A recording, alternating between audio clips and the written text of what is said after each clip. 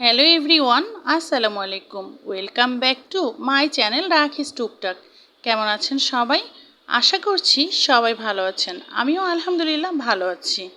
তো আজ আপনাদের সাথে একটি রেসিপি শেয়ার করতে যাচ্ছি, মজাদার একটি ইউনিক রেসিপি। এটা হয়তো অনেকেই করে খেয়েছেন, আবার অনেকে খাননি। তবে ইউনিক বললাম এই জন্য, সচরাচর সবাই তো এটা খায় না, বা অনেকে পছন্দও করে না, বা অনেকে জানেও না যে ছানাটা এভাবে রান্না করা যায়। এই জন্যই ইউনিক বললাম। তো যাই হোক, যারা খেয়েছেন তারা তো এর টেস্টটা জানেন, তাদেরকে বলার কিছু নেই। তবে আমার আজকের রেসিপিটা যেসব আপুরা ভাইয়ারা যারা এই রেসিপিটা কখনো করে খাননি তাদের জন্য। অনেক নতুন আপুরা আছে, ছোট ছোট আপুরা আছে যাদের নতুন বিয়ে হয়েছে, তারা সেভাবে আসলে রান্না টান্না পারে না, বা কখনো এগুলো রান্না করে খায়নি। তারপরে অনেক আপুরা আছে যারা ম্যাচে থাকে, তো এই সকল আপুদের জন্য আমার আজকে রেসিপিটা শেয়ার করা।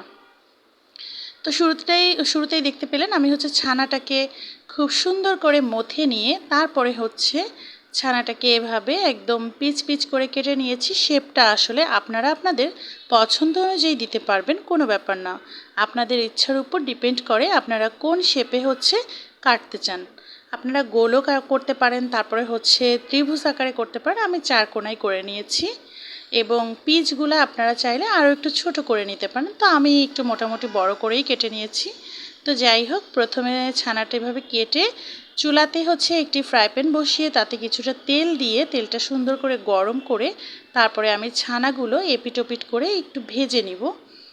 আর ছানাটা একটু আমি ব্রাউন কালার করে ভাজবো, তাতে করে দেখতেও ভালো লাগে আর খেতেও ভালো লাগবে। একটা খুব সুন্দর একটা স্মেল আসে ছানা থেকে এইভাবে ফ্রাই করে নিলে। তো এই যে দেখতেই পাচ্ছেন, আপনাদের সাথে কথা বলতে বলতে কিন্তু আমার ছানার এক পাশ ভাজা হয়ে গেছে। তো আমি এখন উল্টে দিয়ে অপর পাশটা একটু সুন্দর করে ভেজে নিব। তো এই তো আমি অপর পাশটাও আমার ভাজা হয়ে গেছে। আমি একে একে সবগুলো ছানা পাত্রে তুলে নিব। আর রান্নার এ পর্যায়ে এসে আমি আপনাদের সবাইকে একটা কথা বলতে চাই। আমার আজকের ভিডিও যদি আপনাদের কাছে একটুও ভালো লেগে থাকে, আপনাদের মন কেড়ে থাকে, তাহলে প্লিজ সবাই আমার চ্যানেলটা একটু সাবস্ক্রাইব করে দিবেন, একটা লাইক দিবেন, আর কমেন্ট করে জানাতে ভুলবেন না আজকের রেসিপিটা কেমন হয়েছে। আসলে আপনাদের একটা কমেন্ট, একটা লাইক আমাকে উৎসাহিত করে আরও ভালো ভালো কাজ করার জন্য। তো আমি ছানাগুলো সুন্দর করে ভেজে একটা পাত্রে উঠিয়ে নিয়েছি। আর তারপর সেই তেলের ভেতরেই আমি ফ্রাই প্যানে কেটে রেখেছিলাম আলু, কারণ আজকে আমি আলু দিয়েই ছানাটা রান্না করব। তো সেই ছোট ছোট করে আলু কেটে রাখাগুলো আমি ফ্রাই প্যানে তেলের ভিতরে দিয়ে দিলাম। আর এখানে সামান্য একটু লবণ অ্যাড করেছিলাম। তো এটা দিয়ে আমি আলুগুলো মোটামুটি 1 মিনিট মতো একটু ভেজে নিয়েছি। ভেজে তারপরে আলুগুলো তুলে ফেলেছি। আর এখানে আরেকটি পাত্র বসিয়ে সেই পাত্রে আমি ওই তেলগুলো ঢেলে দিব, কারণ আমি এখানে এক্সট্রা কোনো তেল ব্যবহার করব না। ছানা থেকে কিন্তু প্রচুর তেল বের হয়, আমরা মোটামুটি সবাই জানি। তো আসলে যেহেতু প্রচুর গরম, আর আমি এখানে আসলে অতিরিক্ত তেল ব্যবহার করতে চাচ্ছি না, তো সেই তেলেই আমি পেঁয়াজ বাটা, মরিচ বাটা, সামান্য আদা বাটা আর একটু জিরা বাটা, এটা আমি একসাথে পেস্ট করে দিয়ে দিয়েছি। এবং হলুদের গুঁড়া, মরিচের গুঁড়া, লবণ, আর এখানে সামান্য একটু ধনিয়ার গুঁড়া অ্যাড করেছি। হ্যাঁ, এই রান্নাটাতে আপনারা একটু মরিচটা কম দেওয়ার ট্রাই করবেন, কারণ ঝালটা আসলে ঝাল যে যেমন খান ঠিক আছে, তারপর ছানা রেসিপি তো একটু ঝালটা কম দিলে ভালো হয়।